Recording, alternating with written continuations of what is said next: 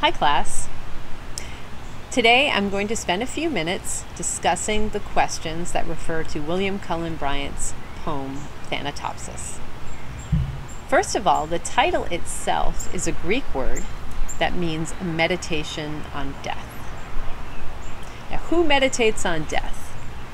Insurance agents, Buddhist monks, poets? The second question about the attribute that sets us apart. The attribute that sets us apart is the ability to think, the ability to contemplate. Because we can think about our own deaths, we can fear them. And that fear sometimes, might drive us crazy. Bryant writes, when thoughts of the last bitter hour come like a blight over thy spirit, and sad images of stern agony and shroud and pall and breathless darkness and the narrow house make thee to shudder and grow sick at heart. When you start to think about dying, when you start to think about being in a coffin and getting kind of sick about it, he says, go forth under nature's teachings. Go forth under the open sky and listen to nature's teachings. He says, go outside, look around, listen. And you'll see this amazing world out there. But what you find may not be what you expect. He says you're not going to find your own image in nature, nor the embrace of the ocean shall exist thy image. It's not anything too special about you, because nature doesn't really care about you. But it is a great equalizer, because everybody dies. And when we die, we return to nature. Therefore, we shouldn't fear it. It's kind of a strange logic, a difficult one maybe to grasp. But he makes the point that when we go into the earth, we mix forever with the elements. We become the brother to the insensible rock. And in some ways, that is a comfort. We lose our individuality, and therefore perhaps our care, and for that reason we should probably feel okay with it. He also makes the point that everybody dies. You can't escape that fact. Thou shalt not retire alone.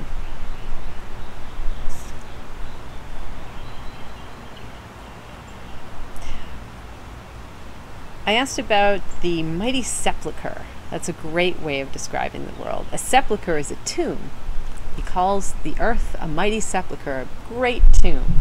And that all around are these solemn decorations for the great tomb of man. I mean, look at these beautiful trees behind me with the sunlight. This is just a big decoration for the tomb of people. He asks about, or he makes the point that all that tread the globe are but a handful of the tribes that slumber in its bosom. I think that's the paraphrasing, not looking at the exact line. He says, all that tread the globe are but a handful of the tribes that slumber in its bosom. What he means there is that there are more dead than alive. And that's kind of a fascinating concept to think about. There are more people who have died than there are alive. And statistically, if you look that up, that is true. And it's kind of an amazing fact.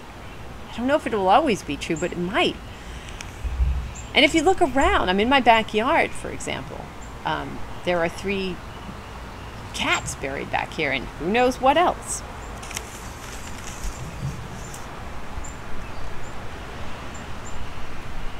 He does give us some advice, again, about death. He reminds us, again, that everybody dies. And if nobody takes notice of your death, he says, so what? It doesn't matter. And what if thou shalt fall unnoticed by the living, and no friend take note of thy departure? He's like, well, who cares? All that breathe will share thy destiny. Everyone who dies, everyone dies. He says, the gay will laugh when thou art gone. The solemn of brood of care, plod on, and each one as before will chase his favorite phantom. He's saying, you know, when you die, life goes on. People who are happy and have a good time, they'll still do that. People who are anxious and worried, they're going to still do that. The parade goes on without you. Maybe you've heard that expression before. That's his point. And he also encourages us to live, because he's like, well, there's not a lot you can do when you contemplate your own death. He's like, so live. That when, you know, you're going to die, don't approach it like a quarry slave scourged to his dungeon, but sustained and soothed. He does encourage us to kind of approach death rather stoically. And that kind of ties in with those last two questions. Sentimentality is, of course, the excessive expression of feeling. Stoicism is the endurance of pain or hardship without a display of feeling or emotion. And, you know, I ask you at the end, do you think this poem is more sentimental or stoic? And you can decide that